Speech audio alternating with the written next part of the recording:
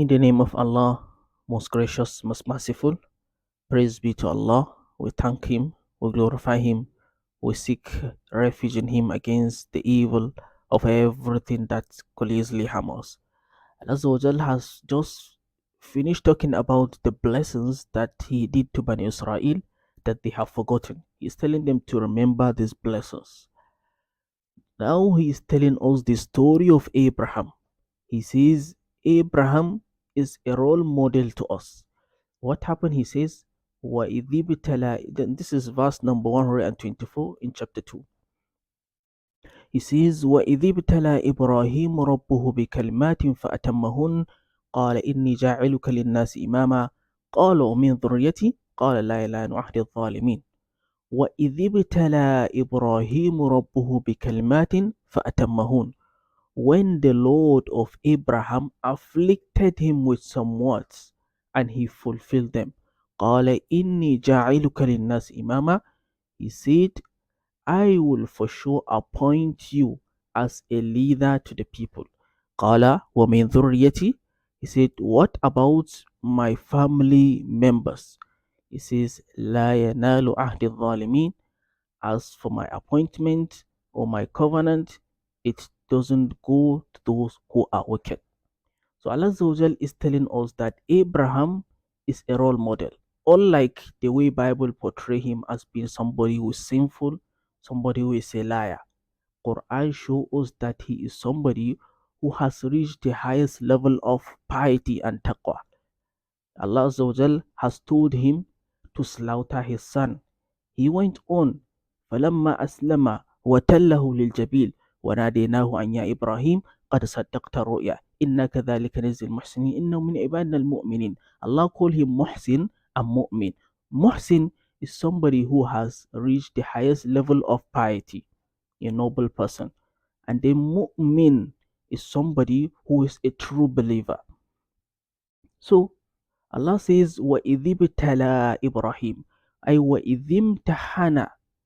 He was tested with some instructions. What are the instructions?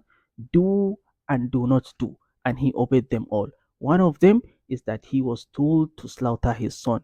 It was a test. Then he did that. He went ahead to in order to do that. Then Allah told him he has passed the test. He is now indeed a righteous person. Ibn Abbas also mentioned that the kalimat here is talking about at-tahara, the cleanliness. Abraham was given instructions of doing the clean things, like he was told to cut off his fingernails regularly. He practiced them. He was told to cut off the public hair. He practiced that. He was told to do circumcision. He practiced that. All of that, Allah subhanahu wa ta'ala told him to do that, and he did that. And that is why Muhammad sallallahu alaihi wasallam, he also practiced that, and he also told us to practice the same thing. And he even gave us the maximum number of days that one can stay without cleanliness. And he says the maximum number of days that one can stay without cutting, without taking bath is 6 days. The maximum number of days one can leave his fingernails without cutting, he says, is 39 days. The maximum number of days one can leave his public hair unshaved, uncut, he says, is 39 days. Once he passes that maximum number of days, then he is sinful. Now, what about applying all this cleanliness, especially circumcision, which is also one of them and one of the greatest among them? Is it wajib or is not wajib? As for men, Ibn Taymiyyah mentioned that it is wajib, it is compulsory for circumcision. The reason is because Allah says, ثُمَّ أَوْحَيْنَا إِلَيْكَ أَنِ اتَّبِعْ مِلَّةَ إِبْرَاهِيمَ حَنِيفًا. And then I reveal to you, O Muhammad, that you should follow the traditions of Abraham. And this is one of the traditions it's talking about, the circumcision. What about women? As for women, it is not compulsory, but it is a recommended act. It is very good if it is done that. In the hadith of Aisha, we can see Rasulullah sallallahu says, إذا جلس بين شعبها الأربع ومس الختان الختاتان فقد وجب الغسل.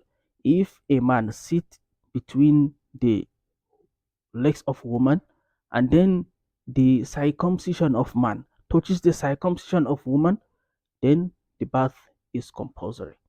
So you can see here that it is the tradition of the Sahaba that even women are involved in circumcision. Now another mas'ala is it lawful for somebody to see the aura, the private part of other than him? The ijma of the scholars is that it is unlawful, as mentioned in Ibn Suraj, that it is unlawful unless if it is for circumcision or for medical reason. If there is reason for that, then it is lawful. Now Allah says, وَإِذِ ابْتَلَى إِبْرَاهِيمُ رَبُّهُ بِكَلِمَاتٍ فَأَتَمَّهُنْ قَالَ إِنِّي جَاعِلُكَ لِلنَّاسِ إِمَامًا. So when Abraham fulfilled all these commands, Allah was very happy with him, and he says, Inni ja'iluka linnasi imama. So you can see how Quran portray Abraham as being somebody who is noble, unlike the Bible, which portray him as a liar, as somebody who is sinful. So Allah was happy with him, and he says, I will appoint you as a leader to the people. So this is my commission. And then Abraham was very happy. He says, وَمِن ذُرِّيَّتِي, I he's talking about, what about my relative for Allah? I'm happy with this appointment. Can you give that to my children? Can you give that to my grandchildren? Then Allah says, لا ينال عهد الظالمين. Any person among your children that is wicked, he is for sure not going to get my appointment. My appointment of imama, to become imam, to become leader of the people, I will not do that except somebody who is not wicked. So Mujahid says, who is the wicked one here? He says mushrik, somebody who ascribe a partner to Allah. So if you see a leader who is involved in shirk, involved in ascribing partner to Allah, then know that he is not in the line of those who inherited Abraham in this imamah. Now there is mas'ala talked about by Imam Qurtubi. Supposing that a leader who is very wicked, he gives you a gift, is it lawful to accept it? He said, if that person, it depend. If supposing that you are very sure that all the income, the tax, people are forced to pay tax, and it is unjust in a harsh situation, then it is not lawful for you to accept it. Unless if there is genuine reason, if you are in dire need of that money, that gift, then that is when you can accept it. Oh Allah, forgive us and grant us complete guidance. Oh, wa akhir da'wana alhamdulillahi rabbil alamin. Thank you for watching. See you next time.